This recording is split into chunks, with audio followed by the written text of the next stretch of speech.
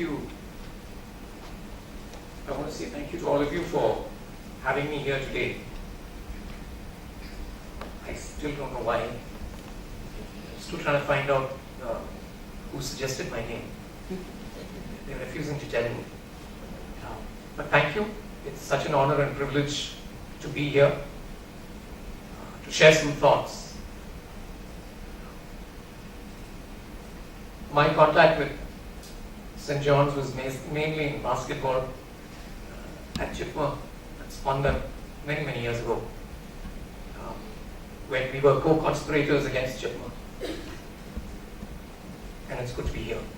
I want to especially pay tribute to Dr. Jayasree Thomas, whom I have not met. And in the last 4 days I was at Vellore for various meetings, but many people who knew her and had heard I would be doing this oration were telling me about her. I joined MBBS 2 months after she finished her MD in pathology. April 80 she finished and I joined in June 80. And I want to thank her family and the Alumni Association for finding this beautiful way of remembering her. That reminds, looks backwards and yet looks forwards at the same time. Thank you. I want to thank especially Savita and Maya for chasing me and ensuring I got here. They kept asking me for a topic. I can't think in advance. I can't stand in one place and talk either. I'm a bit hyperkinetic.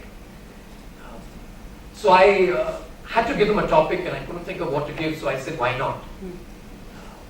Allowing me time to start thinking about what we should do. And Maya wanted me to speak about work with malaria. So I'm going to divide up the talk into 2 parts, one in context and then on our journey with malaria. Of course, the question was who me. I looked at a list of people who've done this oration before and it psyched the daylights out of me. All professors and deans and big people who, my teachers and heroes. Whatever Prem says is not necessarily true. I'm just enjoying myself in a small place. The advantage of being in a small place is that you can be a big man in your backyard. And after some time you start believing yourself. So I will just take you through a little bit of the story because some of my friends who are here, including classmates from first standard, are here. So let me just tell you a bit of the story. I grew up in, 2 of my classmates from first standard. I grew up in CMC Vellore as the son of the chaplain. It's a burden to grow up as the son of a chaplain. You're expected to be good because your father is good, which isn't fair. It was really interesting because for my pre-degree, my parents sent me to Kerala because they felt I should be able to speak my mother tongue. And I studied at a Catholic college, St. Berkman's College in Jayasree. The first day in, the seniors call you and say, hey, what's your name? What does your father do? I said, he's a priest. And they said, are you? What happened? So I am the son, grandson, and great-grandson of a priest. Growing up in Vellore. I get this right? Yeah. My connection with St. John's is also through this family of ours. My sister, Anna Oommen, Lali as she was known, the clinical psychologist who worked here in St. John's for some time, had her 2 babies here. I came when she delivered, and Dr. Prabha had done a cesarean for her. And then worked at Nimhan's for many years before she passed away around 10 years ago. My little sister, Sarah Oommen, did her MSc nursing here and worked in the nursing services when Sister Carol was nursing superintendent. Sister Carol is now in Chhattisgarh, so we are in contact. And so I have 2 sisters who have worked with St. John's before. The little one learned very quickly. In a family like ours, you've got to cover your ears if you want to survive. And she did. I joined medicine in 1980. We were the batch when the Madras University had hiccups and decided to decrease the course from 5.5 years to 4.5 years. So we were a double batch. And one of my classmates, they was here now. What I remember of what I remember of student days was primarily extracurricular. I was not a good student, still not a good student.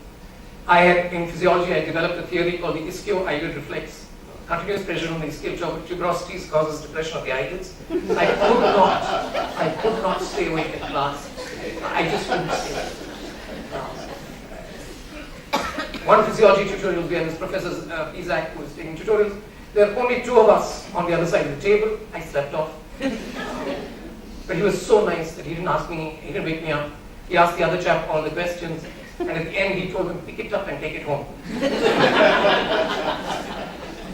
The guy cursed me a lot, but today he's a cardiothoracic surgeon in the UK, Ira Goldsmith, and so I think I did my part in his education. But yes, college was such fun. Velos is a lovely scheme which you also have of 2 years of service at the end of your course. People call it a bond. I think it's a phenomenal idea because passing the MBBS and becoming a doctor are two totally different things. And that's finished school. And so 2 years when you can't join for a postgraduate course is a fantastic idea. And I thoroughly enjoyed those 2 years and grew up. My first year I did in community medicine in Vellore itself. And then there was this hospital in Orissa where they were short of doctors and they needed somebody. There's many stories as to how I landed up there. They was asking, I think partly because I was the president of the Students Association and possibly the principal wanted me as far away as possible, that could be part of the story. But partly because I was desperate to get out of Vellore and see this country and find my context for what I was searching. So November 87, I joined this little hospital. I knew no Oriya. My Hindi was abominable. I got 44% in ICSE. You can't learn Hindi in Tamil Nadu of our time. So, and you're a pastor's son, you don't even get to watch Hindi movies. But it was a lovely year. It was absolutely lovely year. For a variety of reasons. I walked into an epidemic of meningococcal meningitis. Thanks to my sleep in class, I didn't know that was possible. I had a vague idea that you could have Japanese encephalitis epidemics, but not meningococcal meningitis. In my estimate, maybe 2,000 people died in a period of 3 months. Nobody knows. Everything got covered up. And it was a rude shock and a waking up and a struggle to try and respond in the best ways possible. Sorry, yeah. Also, my boss was a surgeon, Chhattisgarhi, who thought all males have to be surgeons, and that is a hormonal issue. And so when I said I'd got into community health, he was most upset, and so said, can you look after pediatrics? So for 1 year I was the acting pediatrician, and we used to put in brackets 90% acting and 10% pediatrician. And, but a lot of learning. A lot of learning and a lot of fun. But it changed my life because it showed me that while I was working in Vellore, I was another cog in the wheel. The day I would leave, there'd be 25 people who wanted my job. But I found that the things I started doing in Bissamcuttack all shut down the day I left. And I was questioning what I'm doing. I called my parents over to Bissamcuttack to say, please take a look and tell me what you think. My parents were very wise people. My father said, he was the chaplain of CMC Vellore from 64 to 81. And he dealt with a lot of young people who thought they were in love. You were actually in love with the idea of being in love. So he said, you have to differentiate between love and infatuation. The best way to find out is to leave and look at it from a distance. So I did that. But 6 months later, I was convinced that this is what I want to do in life. And I joined for an MD in community medicine and got married somewhere in between. My wife Mercy is a nurse. She grew up in Bangalore and in Chennai. And if the pictures are looking blurred, so are the memories, don't worry. And I had thought marriage was incompatible with work in the vague places. But after 1 year in Bissamcuttack, I realized I'm not going back unless I'm married. It was too lonely. And thankfully there was somebody else who was mad enough to think the same. And so we got married in 91 in the college chapel, and that's my father looking over my shoulder back. Only physically, not figuratively. And she did her MSc in nursing, we finished. and I did a year at rehab, just because I want the joy of working with Dr. Suranjan. They say you get the values of your boss, and I thought I needed some values. So I worked with him for a year, and we shifted back to Bissamcuttack in '93. It's 25 years this year. Dedication and stagnation look the same. So people ask me, you must be sacrificing your life, sacrificing everything. It's great fun. We enjoy what we're doing, and I wouldn't exchange this for anything. I feel sorry for you guys who live in cities. We have it all. We have it all. Now, Bissamcuttack, I'd like to tell you a little bit about the place. I'm not good at standing in one place, but that's just to a family now. That's us. My son is studying in Azim Premji University here in Bangalore, doing an MA in education.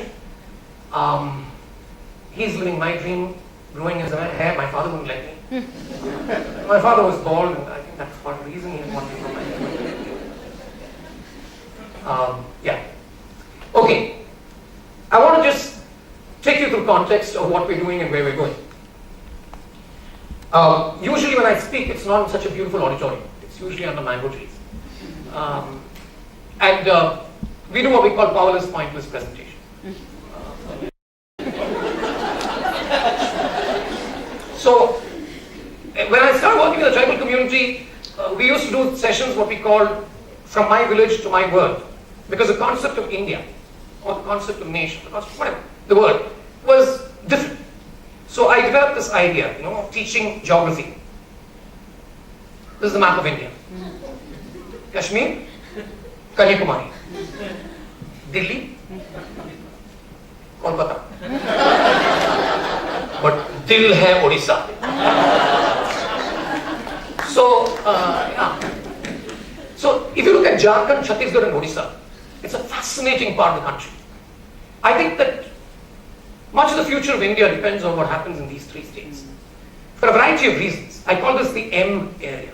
Mountains, minerals, mining, multinationals, Maoists, malaria, malnutrition, maternal mortality. You've got all the M's there. It's a fascinating region. And we're so privileged, so lucky to be allowed to live there and be part of something that is much bigger than us. Orissa is a lovely state. If it occurs to you on the map of Orissa, you will find that all the states around us have split. Bihar, Jharkhand, Madhya Pradesh, Chhattisgarh, Andhra, Telangana. Orissa hasn't. And there are reasons there. It's all there if you can see. 8% of India is tribal. In Odisha it is 22%. In my district of Rayagada it is 55%. In our block of Bissamcuttack it is 62%. The block has about 90,000 population in 315 villages, 62% tribal, 17% Dalit, and therefore almost 80% SC and ST, and yet the tail wags the dog. The minority always controls. And so it's a fascinating place to work, especially if you're a community medicine person who's trying to understand why are people sick and why do some people get well. This hospital was started in 1954 by a Danish lady, Liz Madsen, we call her Dr. Ma. Interestingly, most of the best mission hospitals in India were started by single women. It's very interesting. But people get upset when I say these things. I used to edit the Christian Medical Journal of India at one point, and I put this up as a point for discussion, and I got angry letters saying God started those hospitals, not the women. It had to be a man who wrote the letter, but it doesn't matter. But it is an interesting phenomenon. Over the last 64 years, we've had only 4 leaders. I'm just throwing these things because there are thoughts and truths in history. There are only 4 leaders in 64 years. 3 women, only 1 man. The myths are in plenty. The first one was from outside the country. The second, Dr. Henry, was from inside the country but outside the state, Chhattisgarh. The third was from inside the state but outside the district, Cuttack. And the fourth, our present medical superintendent, Dr. Hema, is from the district itself. I call that contextualization of mission. that our job is to build local capacity. So my role there is to do the talking. Many others do the work. It's a beautiful region. Would it be possible to turn off some of the lights? Is that okay? Or can you see pictures? I can't see from here. Are you okay? The beauty of the region, it's a lovely region. And these are the Nilgiri Hills, and if you're reading newspapers or checking out stuff which is happening, it's a very dicey area because it's full of bauxite. On one hand, people wanting to mine, and the other hand, a tribal community saying no. The Dongria community, which has stood out as being compared with the Avatar movie, forget the tales. But there are huge things happening in front of us. And it's a lovely area. It is in this context that we're trying to ask, what are the health issues? The hospital today is 250 beds, we call it 200 beds, it feels much nicer. But we're running around 110% bed occupancy for the last 3-4 years now.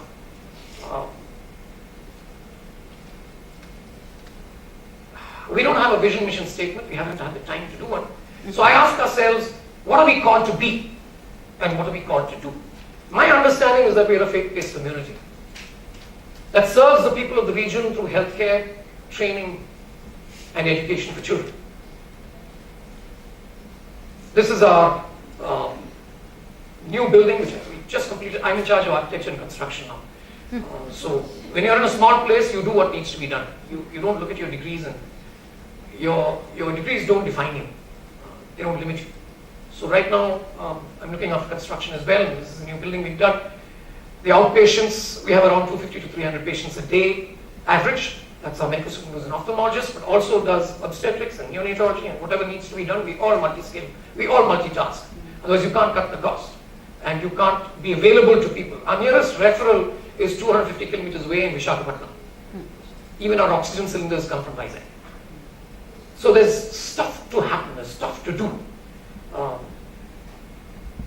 radiologist is a staff child who grew up on our campus, studied on a school on campus, and then went on to do MBBS and MD. So you invest, you build, you bring back. The new casualty we just opened, lots of emergencies of all sorts. The labor home with about 10 to 12 deliveries a day, mostly referred because there are only 2 hospitals in the district which can do a cesarean section. And therefore, it all piles up. You can't have an ICU because if you use the word ICU, you need 4 doctors full time. Never happen. So you can call it whatever you want, Nehru, Gandhi, whatever you want to call it. You don't use the word ICU. So you learn to work your way around it. Newborn care, a lot of prematurity, low birth weight, lots of babies coming in from all around us, from the neighboring districts and district headquarter hospitals. Lots of surgery, because there are very few other places which can do surgery in our region.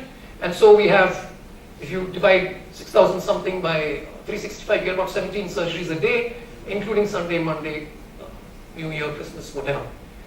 Lots and lots of work. We are about 17 doctors now, we all pitch in to make sure things are possible. The lab and the numbers. The need in the country, especially in central India, is huge. The challenges are many, but it's fun. It's worth doing. And that's what I'd like to leave with you. We have a College of Nursing, well, it got upgraded to college last month. It's a School of Nursing, which we started in 1978 with ARM training, then added on general nursing training, and a BSc program from last month. My wife Mercy is the principal of the College of Nursing. We take only students from Odisha for Odisha.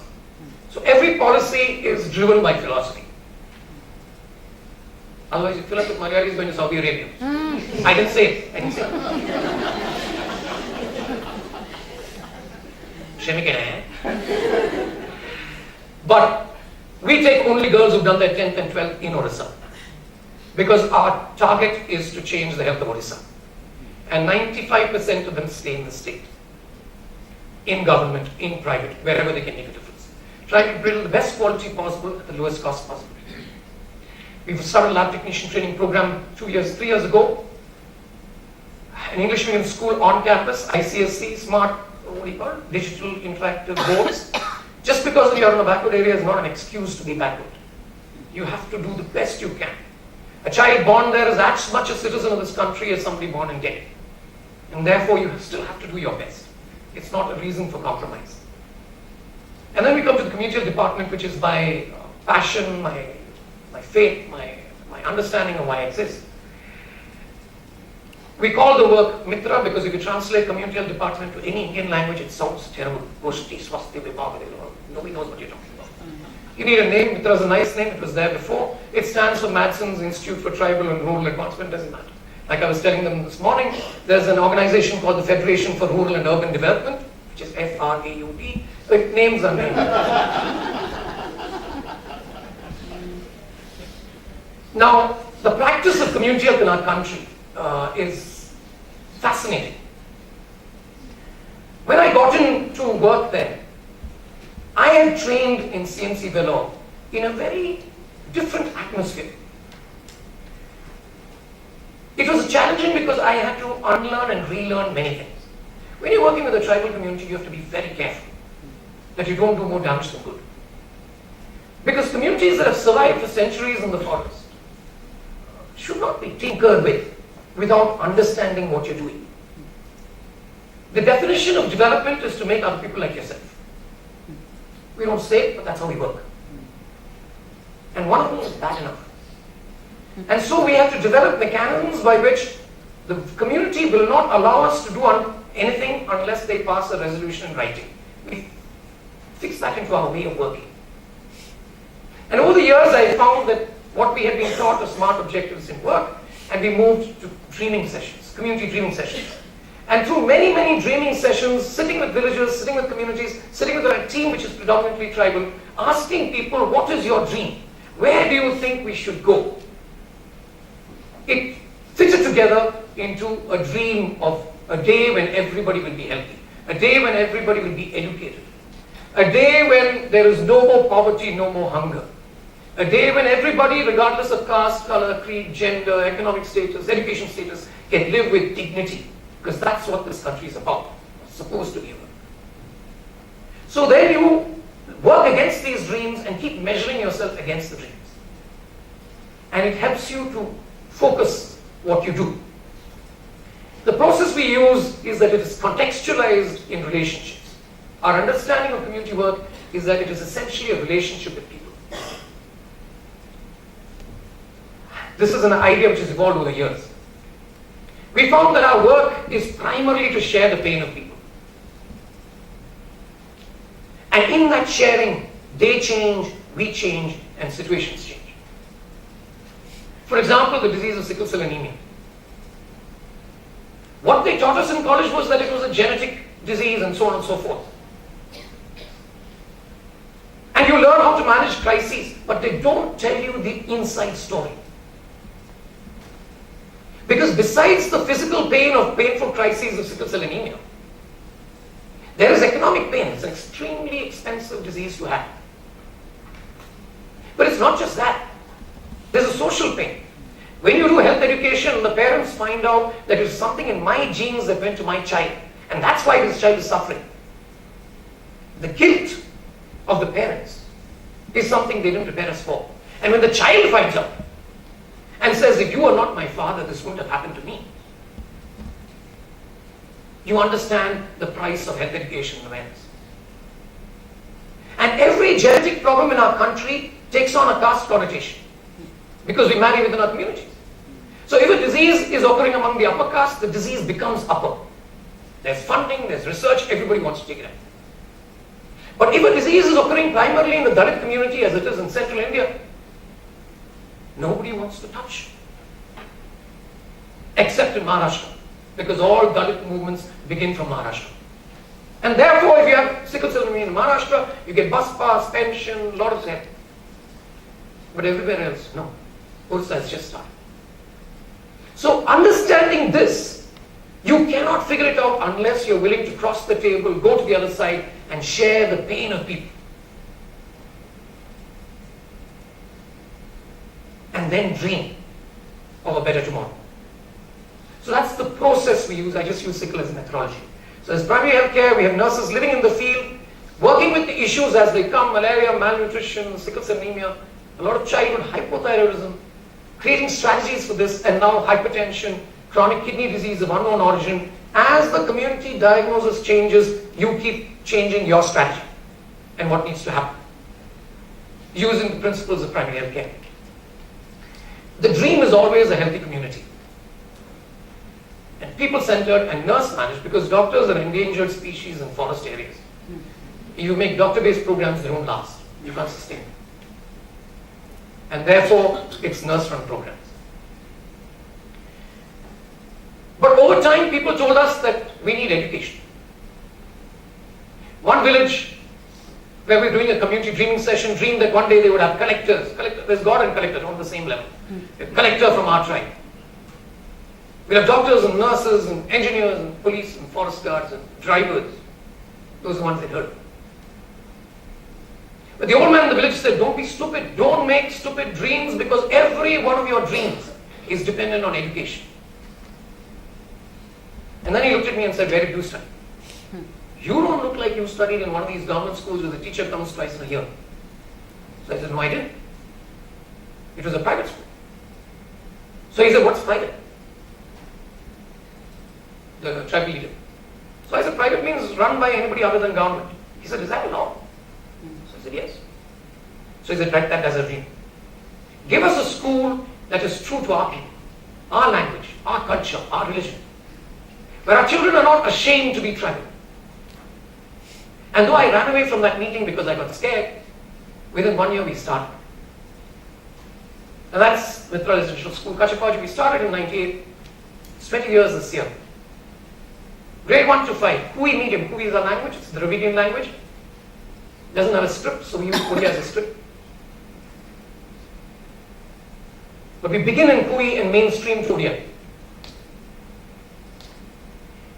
There are 160 children studying there. The school is owned by 16 villages. Only their children can study there. Lottery selection. And today there are about 5 kids who are doing engineering, 2 have finished, 3 are in college. There were 5 or 6 who've done nursing. A whole lot of them, 7 or 8 of them who won panchayat elections. Many who are government teachers. And a revolution is coming. I am no less than anybody else. There's one child from the school who last year wrote the CBSE exam and got a 10 on 10 CGPA. I've never met anybody like that before. In fact, her name is Mitra Goguranga. Her parents named her after the program. And I feel ashamed. Because I came, I think, 21st out of a class of 23 in my 10th standard. Blessed with undeserved opportunities. Never took them seriously. But I'm honored now to give. So, this is what we're at. Gurukul system, no furniture. Teacher also sits on the ground. Basically, you don't have money, so you baptize it with some philosophy. But giving children a chance to be children.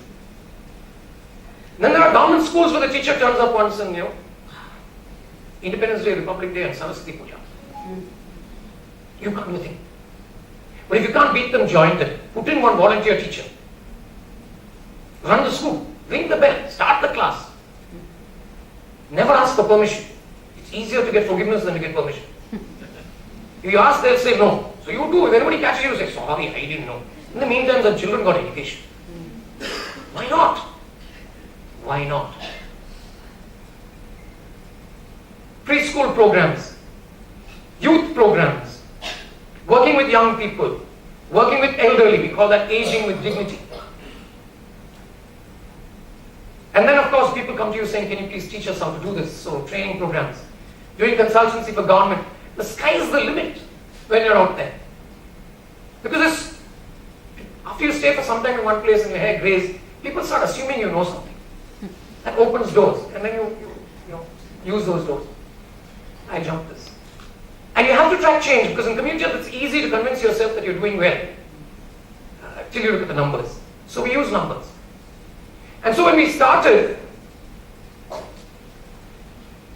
this is 95 with an IMR of 201 per thousand and an under 5 mortality of 295 per thousand. The denominator is very small. I know you will shoot me for this, doesn't matter. You club data for 3-4 years together, you can get the trend. but we see change. And I'm grateful. Because it's very rare that you get a chance to see the change in your own lifetime. I didn't expect this. And we are really humbled and privileged to be around to see what has happened. Similarly with education. In the hill areas when we started, there had been only 2 metric pass in history. It's around 150 now. 3 boys to every girl who went to school. It's 50-50 now. A female literacy rate of 1.2%. It's moving now. Change is possible. There's a lot of good things happening in the country. I am not something special. There are so many people doing so much good work in the country. I think you gave an award to Dr. Sister Aquinas last week. Fantastic stuff they do. Randall is sitting in the back. There are lots of good people in the country doing lots of good things. And that's the hope I'd like to bring to the table. So this is from our 20-year celebration of the school in May this year, when the community decided it was time to celebrate and gather under the mango trees to dance and sing and do stuff together. This is the second time they have done this. When our first children finished +2, the community said, we want to have a party. That was hardcore Maoist time. Any big meeting would have been called a Maoist gathering. So I told them, please don't do this. And they said, we didn't ask you. You're invited to come. And each family put in 20 rupees and a measure of rice. So I said, okay, rice, and you get the dal. And then they told me, you pay for the chicken? So I said, okay, I pay for the chicken. And we had a party. 2,200 people had come that day. But I say this because at this program, people are getting up and praising us and saying, oh, Dr. John, you did this, and Mitra did that, and Christian Hospital, and all this stuff they kept saying. So I got up and I tell stories. I don't know if you read Anthony de Mello. Phenomenal. So I told on Tony de Mello's stories. I told him that there was once an elephant in the forest, which was running through the forest, and there was a little rickety wooden bridge across the stream, and the elephant ran over the stream, and the bridge shook, and there was a tick in the ear of the elephant. And the tick looked back and said, man, we shook that bridge. So I said that and sat down. There's a little silence. And then a chap who's now the MLA, at that time was Jila Parshad, he gets up and says, always in third person, this Dr. Johnny is very smart. He said you have done a lot of work. He tells us stories about elephants and ticks. He's trying to tell us we are the elephant and he's the tick. I asked, which is the elephant? Which is the tick? And then he said, I want to tell Dr. Johnny and Mitra, why did the elephant run? Maybe the tick bit the elephant. That is why it ran. So you're a good tick, keep biting. So putting a story together, that's what I want to say. We are just a tick in the ear of the elephant. To take credit for this would be wrong, because there's so much more happening. But it's our privilege to be part of the shaking of the bridge. I'm going to move across to malaria and try to tell you the story of the last 25 years of my obsessive compulsive neurosis with malaria. I've never done this before, told the whole story, and I hope it will be useful to some of you. When in the beginning of my term in Bissamcuttack, I was trying to understand how much malaria is there. I realized nobody knows. Because all the data in the country was not reliable, to put it mildly. So if you look at the estimates of malaria mortality in the country, and this is all data from around 2000 आगे the government was saying about 1,000 deaths a year. The WHO was saying maybe 15 to 20,000. If you look at the study done by National Institute of Malaria Research, ICMR, based on medical cause, certification of cause of death, they were saying maybe 50,000, and your part of the study, the Million Death Survey, which was showing maybe 200,000 deaths. So is this a disease that kills 1,000 or 200,000 Indians per year in this country? Nobody really knew. If you look at MVVDCP data, It said, this is 98, it said that maybe 24% of the malaria cases in the country are from Orissa. 41% of the falciparum malaria and 50% of the deaths. A state with 3.5% of the population of the country was accounting officially for 50% of the malaria deaths in the country. We were the whipping boy of NVBDCP. Even look at the MDS data, the million death survey data. It was showing 25%.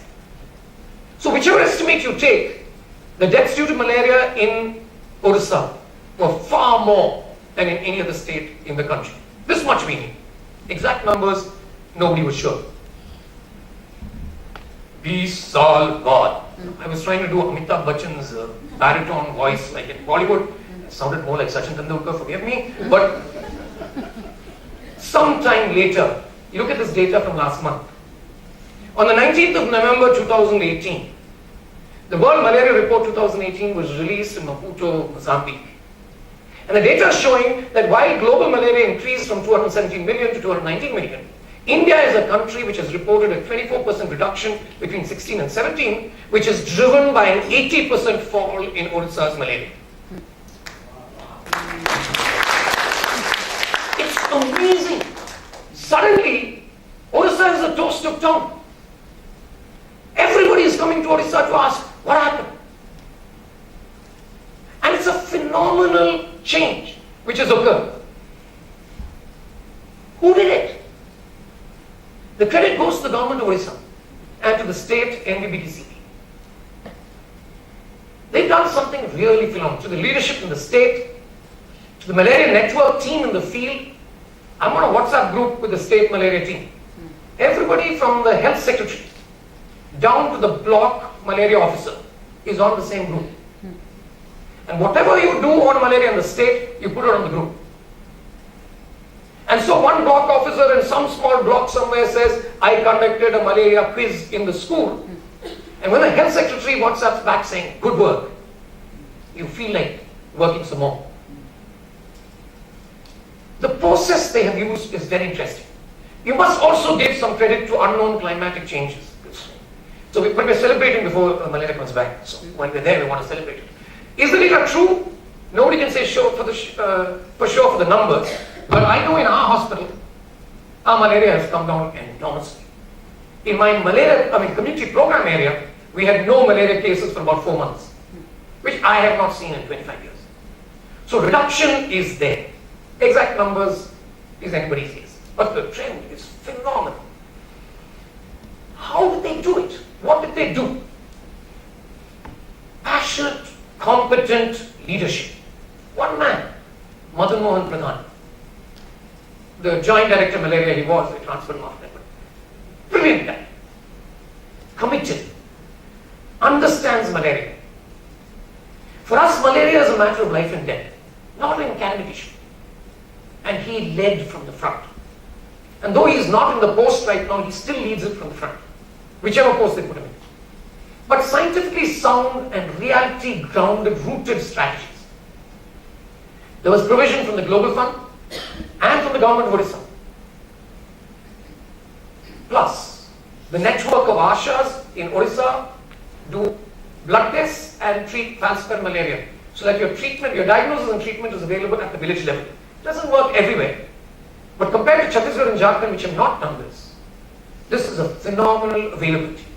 Secondly, long-lasting insecticide-treated nets, given by the Global Fund, but distributed meticulously by the state government. And then an initiative that we call Daman, which I'll come back to, which is a state-specific strategy. That's a big story. But within the big story are many little stories, like jigsaw puzzles. And I want to tell the story from what I see of it, and our little role in this big story. I call that malaria mania.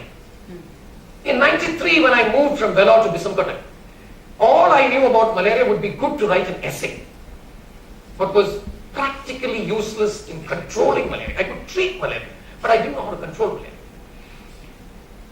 3 lovely years in Chad with Arvind Kasturi. Regret he's not here, but we were kindred souls. He was a year junior to me for MD. And then a year in rehab. I was moving to Bissamcuttack. I spent a week, Mercy and I spent a week with my parents in Kerala before going. Some very good advice.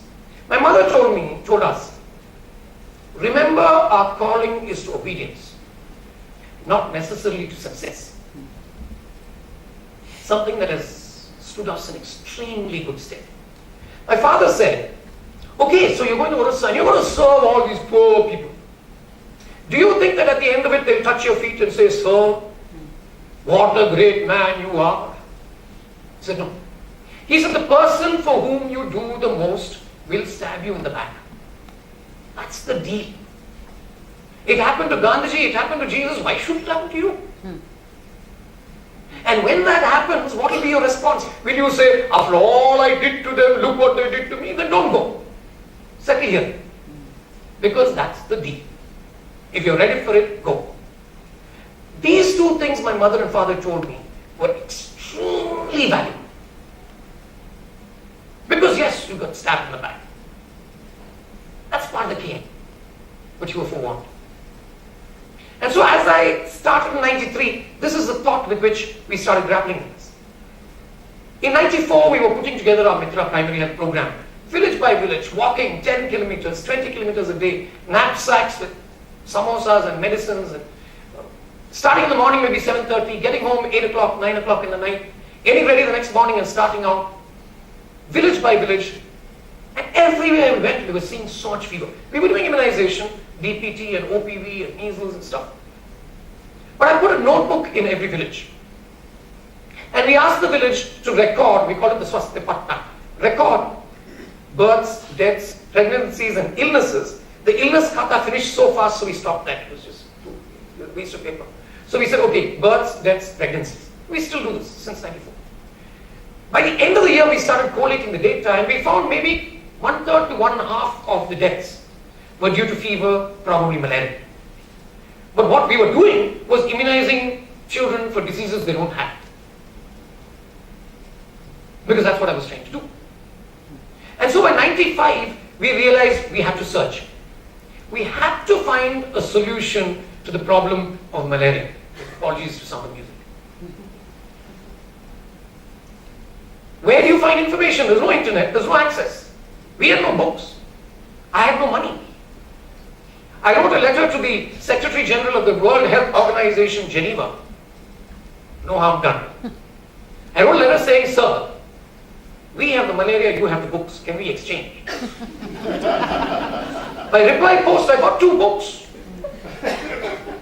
on some malaria stuff, technical series stuff. You were desperate. I needed information. And so I was searching, and I went to malaria gurus in different parts of the country, said, please teach me. Got thrown out of places. I used to wear kurta and have a shoulder bag. You know, that's a danger signal in any government office. Red flag, NGO coming. So I got thrown out of places. They said, you fellows only create trouble for us and all. I switched to white shirts after some time, at least to get into the office. But somebody directed me to a person called Dr. Valery Orlov, a Russian malariologist with the WHO in the CR office in Delhi. I walked into his office with trepidation. This man sitting in his chair said, 2 minutes, I give you only 2 minutes. So I said, sir, I come from South Odisha. My people are dying of malaria. Please tell me what I should do. He looked at me and said, do you come from Bissamcuttack? So I said, how do you know? He says, do you know what Bissamcuttack means? I said, no, sir. He said, you don't know your history, you're coming to me? Read your history. I said, sorry, sir. Bissamcuttack means poisonous fort. It got its name because of malaria. I said, sorry, sir, I didn't know. He said, sit down. I sat down. Corrected. And then he taught me. And he went to the back, took out books from behind his shelf and gave it to me and said, read. And he said, go to Keonjhar district in Orissa. British Council is doing something with medicated mosquito nets. This will help you. I'd never heard of it. So I went back, my team together, and we took tribal leaders and we went 24-hour drive across Orissa to Keonjhar, where we went and visited the British Council and care what they were doing with medicated mosquito nets and saw the amazing difference it could make. But they had funding. We had no funding. So on the way back, we discussed it and said, we need to do this for our people. But our tribal leaders told us, don't tell anybody about the subsidy. Tell them they have to pay for the nets. Otherwise, you can't afford it. And so we came back, and in '96, we started what we call the People's Movement Against Malaria. The basic funda is that the primary stakeholder is the mother and the father in the house. And at 12 o'clock in the night, when the child has malaria, it is only they who will be present. So it's their capacity to build. So we said, empowering individuals and communities with the knowledge and skills necessary to control their malaria. So malaria education campaign, street dances and stuff. And then using medicated mosquito nets, neem oil as a repellent, and we had only chloroquine for treatment. I don't know if any of you have tried neem oil. If you apply neem oil on yourself, no mosquito will come near you, no people will also come near you. It stinks to high heavens. But ICMR had done some research which showed that if you dilute it down to 2%, 5% also, it works with the mosquitoes. And so we were trying out these ideas and putting it together and accessing it, available in the field. I got a credit facility from the hospital of 1 lakh a year, with which we bought mosquito nets. People would pay back, village by village. Each village would say, we need this many nets. You medicate the nets with deltamethrin, teach people how to use them. But this was totally new, because nobody had seen a mosquito net. When we started, in the villages we were working with, there were only 15 nets altogether, and those were in non-tribal hands. Most people had not seen a mosquito net. So you had to put them up and let children get inside, see if they can breathe or not. This is 96, 97. Each village was writing resolutions saying, please come and teach us about malaria. We initially did meetings for everybody, and then we found if the men are present, the women won't talk. And the women are not convinced, you can't do anything because the money is in the women's hands. The guy has to go and ask for permission if he wants a drink. It's a phenomenal system. So if mosquito nets are to be sold, are to be bought by people, women have to be convinced. So we started doing separate meetings for men and women. This was the first time women had sat in meetings in our area. We used malaria for many other things. And villages started ordering nets. And they would pay back the money within 6 months, they said. It took 1 year, and you rotate that money and do one more village. So we did this 96, 97, and amazingly the malaria crashed. Within 1 year, we had a 30% decrease in fever cases, a 35% decrease in fever deaths, and a 50% reduction in hospital admissions for malaria from the project area. We couldn't believe it. Valerie Orlov himself came running from Delhi saying, what have you done? And he called the state officials and said, listen to this fellow. And he took my internal papers and went and published it in the WHO regional forum because he said, the rest of the world needs to know this. This was 97. But malaria comes back. The minute you think you have reached, it fools you. And so, sure enough, but by then, people had heard. And the first people to pick up were the Orissa Catholic Health Association. Sisters caught on. There were 100 dispensaries all over Orissa. They quickly caught on, and Sister Stella, who used to be the president of the OCHA at that time, she caught me and said, you have to teach my sisters this. And so, 98 to 2000, we were training others. I've stayed in every bishop's house in Orissa, done training programs to reach diocese, so that every sister group could take on about 20 villages and reduce malaria. Government was asking. But this for me was my passion. Anybody came to my house in the evening, Mercy would tell them, if you want to go home today, don't mention the word malaria. I have to make breakfast for you. I can remember one day traveling on a train from Bhubaneswar to Chennai. Some girl was sitting opposite. She was playing with my little son. And she made the mistake of asking me something about what are the problems of Orissa. I lectured her on malaria all the way to Chennai. Poor girl got down and went. Months later, I get a phone call. Maybe a couple of years later, I get a phone call saying, hello, my name is Chitra Armugam. Do you remember me? I am the collector of Malkangiri district. I said, Yamo, solli irukkaala. I didn't know she was an IAS officer. But as luck would have it, she was posted in Malkangiri district, which is the Siberia of India. That's where they dump all the refugees they don't want. And she found malaria as a huge issue. So she called me up and said, can you please come here and teach me? what I should do. We worked together, we ran a campaign that we called I Cannot Afford Malaria. It was far cheaper for a family to prevent malaria than to treat malaria. It was really funny because Chitra, when I was in town, Chitra would cancel the movies. There was only one movie theatre in Malpagiri town called Bhagirathi Theatre. And they cancelled the movies and announced on a mic, today there will be class on malaria, everybody come. And it's a bit like this, movie theatres. So you do song and dance sequence, trying to teach malaria. And this is what I call pop malariology. I even wrote a paper called Roll Over Beethoven, because the big shots in malaria were angry with us. They in fact pulled me off the stage halfway through programs, told me to shut up and get out. I think it's because they had a lot of research projects running in Malkangiri, and if malaria decreased, the research would get stuck. I was angry, because it was the poor who were dying. And why should we who have the knowledge hide it from those who have the malaria? And so our job was to demystify malaria and make it available to the people who need it the most. I want to show you how we do this, because this is the epidemiology of malaria. Can I have 3 volunteers come on stage, please? This is getting boring. I want participatory communication. Come. Little gender balance will be nice. Can I have 3 people come here? Prem, come here. Come, Maya. Can I have one more person, please? Come, Malke, come. Yes, please come up here. Sorry to do this to you, but it's okay. Come. When you're trying to communicate the science of what you do, you have to find simple ways of putting it across. So I need you to, So Maya can stand here. Adho, if you can come this side. Just turn this way a little bit. Thank you. Ben, can you come here? Okay. So this is how we teach malaria in a village, or in a movie theatre, or in a state-level workshop on the elimination of malaria. There are 3 players in malaria. Parasite, the female Anopheles mosquito, and man. Can I have your hands, please? Where these 3 meet, there is malaria. Where these 3 don't meet, there is no malaria.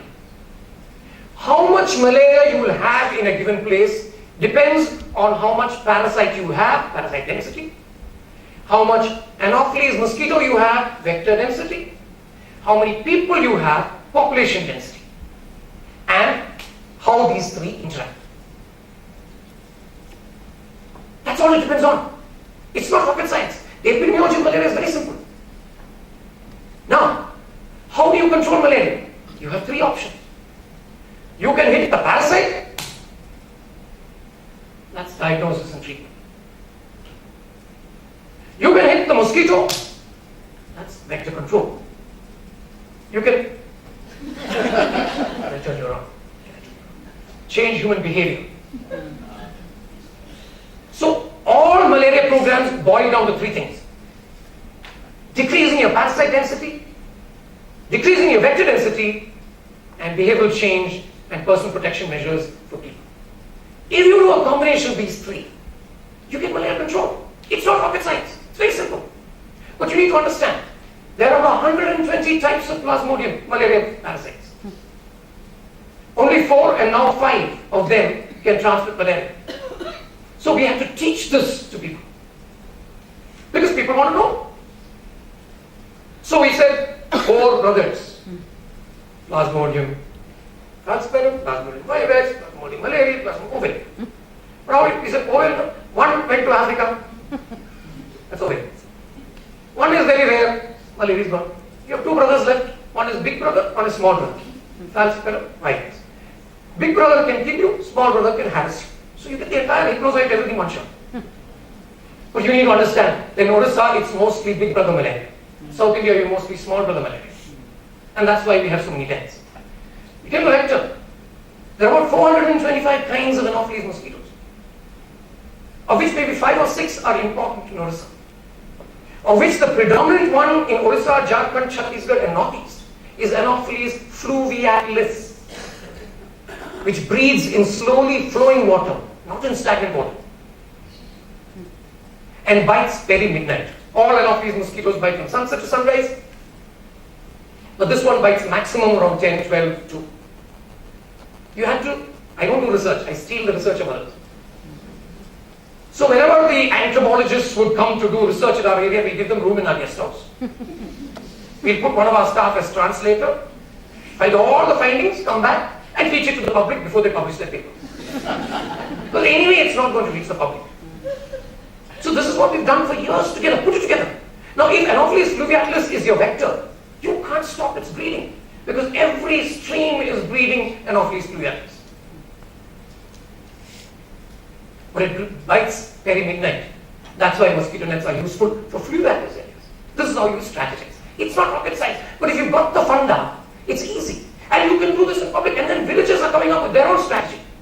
Sir, if the mosquito, they come up with their own ideas. Why not? Why not? So this is how we teach the epidemiology. Now, when I was in college, they taught us the life cycle of the malaria parasite, and it was taught so boringly. I divided between in man, in mosquito. They talk about the sexual cycle and the asexual cycle. And all the boys sleeping in the back row would wake up. What? What a parasite. Okay. What do you do? And this I thought, because you're doing a mass show, I don't plan to teach the life cycle, but somebody gets up and says, but why should I take primapin? And you can't explain that without life cycle. So you Bollywoodize it. And we put H, M, Miro is the hero. No, Mirozoites. And then you say G, that's Gametophytes. Male G, female G. They have brahmacharis waiting for a helicopter to come. Until this collector friend of mine went into meetings at the state level and said, what about the G? I had told her, please say gametocytes in big meetings. But but this is the way we played with it. The idea is demystification. The idea is making it possible for ordinary human beings who have the problem to solve their problem. And not holding it back so that only people with an MD in community medicine can pass. Knowledge belongs to everybody. And it is our job to demystify and put it in a language that people can use. By 2001, 2003, the idea was catching on. There's an organization called PREM, started by two fathers who stepped out of the church, Jacob Tundil and Chako Panaberu, to go into full-time social work. Jacob got cerebral malaria, and he was admitted in Ernakulam and Lissi hospital, where nobody would pick it up because they were thinking it was typhoid encephalopathy. And then when he recovered, he said, if this can happen to me, it can happen to anybody. I want you to teach my people how to protect themselves. And they had more money than I had, and so we could pick it up and do it across 1,000 villages. We came across another issue. What is the indicator? And if you look at the indicators of malaria control, which are taught to you in community health or done by the NBBDCP, they are primarily to assess performance of the government, not malaria. I remember telling the task force, the health secretary in government of Orissa once, Madam, I can decrease malaria to 0 in 6 months. She said, how will you do it? I said, break all the microscopes. Anyway, we're playing a game, let's play it properly. So we needed an indicator, and we created an indicator that we called point prevalence of malaria parasitemia in children under 5, or child parasite rate. All under 5 children are tested once during season. That's your denominator. And we found out of 15,676 children tested, 5,613 or 35.8% were positive with or without malaria. This is Africa levels of malaria which we had in South Orissa. This is 2001. Once they got the hang of it, they said, let's spread this to 6 districts, 7 districts. And we were doing this across 3,500 villages. And my job, our team's job, was to train people. Simple ideas that non-medical people can use. By 2007, our thinking was moving further. We were finding a lot of malnutrition, and I couldn't understand why my children should be malnourished. So we brought our severely malnourished children into the hospital and tested them, and everybody is positive for falciparum malaria. You treat it, the weight rises. And so we called it MAL, malaria-induced malnutrition. And we started working on it. We said, I'm not doing research in the common sense of the word, research is an attitude. We said, if we can block the malaria in our little children, in our malnourished children, they should survive this season and thereby move out of malnutrition. So we started putting them on chloroquine prophylaxis. And we found that there's a 74 children who on an average were losing 29 grams per month. Once put on the protocol, treat the malaria, put on chloroquine prophylaxis, they were gaining by 325 grams a month. And after 3 to 6 months, you graduate them, take off the chloroquine prophylaxis, and they were still gaining by less, but still gaining. We presented this to government. They didn't bite an issue.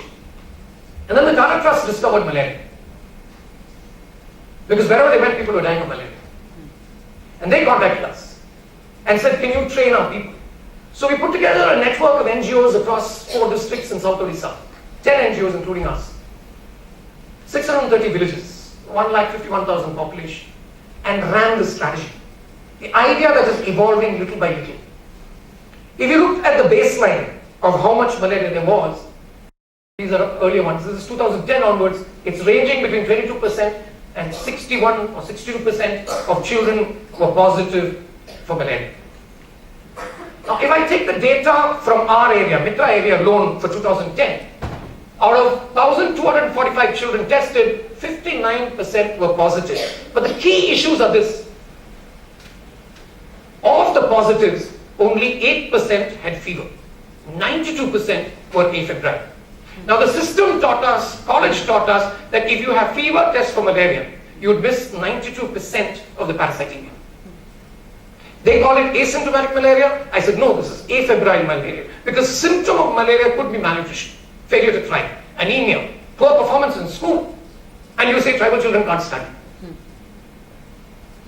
Blame the parasite. And therefore we started looking at this idea and saying, can you clear it? If you did an age-specific parasitemia rates, it was the lowest at 0 to 1, 1 to 2, 2 to 3, it starts rising. By 7, 8 was the highest amount of parasitemia we were seeing. Therefore, school health programs needed to do mass malaria testing in June, July, August, and you'll get better results in school. We started doing this as well. There were 7 villages that first year where all children were positive, not one negative. Small villages. These were the issues we were playing with. And so the Tata Trust South Orissa Malaria Initiative took off with these 10 NGOs. We had 5 strategies. Strategy number 1 is education for empowerment. Too much of our health education is just propaganda. Bring your children for polio drops. But unless you explain why, you don't empower. So we started doing education for empowerment.